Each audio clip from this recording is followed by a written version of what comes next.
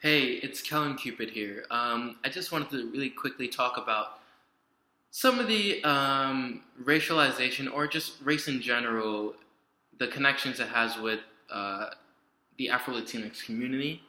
In the reading, The Afro Latinx Reader, it basically just to give you an overview of what it consisted of, it was basically just a brief history of some of the experiences that Afro Latinx people have gone through and some of the journeys that they as a whole have taken geographically and culturally. And one thing that was brought up in that reading that I really wanted to point out was this idea of triple consciousness, which is a bite off of the W.E.B. Du Bois term, double consciousness, which, if you aren't familiar with, refers to how African Americans in this country have to live the life of an American and also live the life of a black person.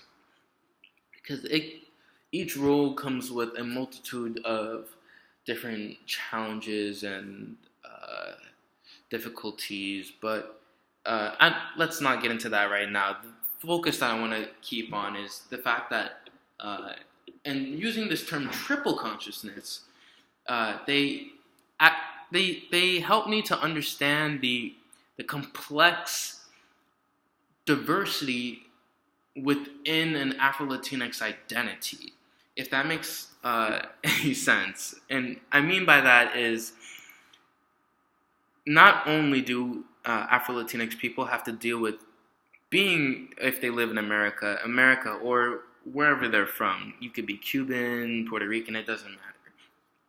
They have to deal with their geographic identity, their Latinx identity, as well as the identity they have from their African heritage. So they have to deal with the trouble of being dark-skinned, which in itself is usually very, very difficult to overcome in most Western societies. And then also they have to face sometimes discrimination from their own Latinx community. So it can prove to be pretty daunting to try to face the world with all these different challenges mounting. But I also wanted to point out as well that there is one thing that really resonated with me in the reading, the things I want to pass on to my children, or something along those lines. One of the interviewees talked about how she wanted to raise her child, saying that she wanted to raise them as American, but with Mexican culture.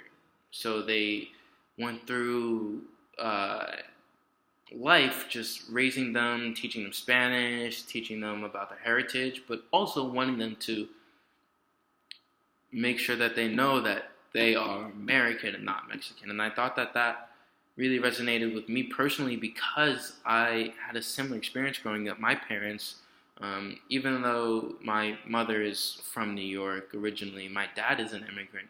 So being black is something that's not looked over in my household.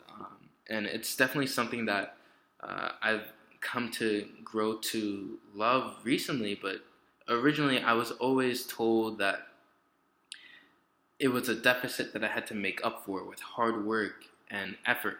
And this colorblind ideology, as it's mentioned in this reading, it may seem like it is productive and it helps, but it can actually end up turning out to be detrimental to the development of those people that you're trying to place this ideology on.